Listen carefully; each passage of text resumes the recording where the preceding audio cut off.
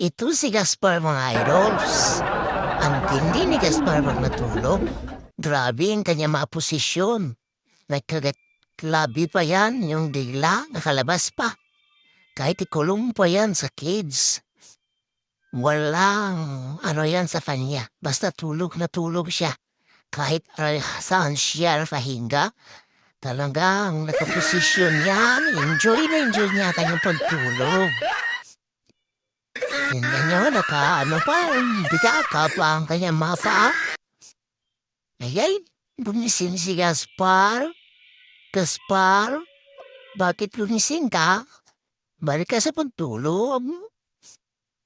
Oo, si Gaspar, hikam pa. Ay, Gaspar. Ito naman another version sa kanyang pagtulog mga idols. Yan, another position naman ni Gaspar. Yan o. Natanga pa. Talaga si Gaspar. Yan si Gaspar. Hindi yan gusto may ibang katabi. Siya lang. Palagi pong matulog.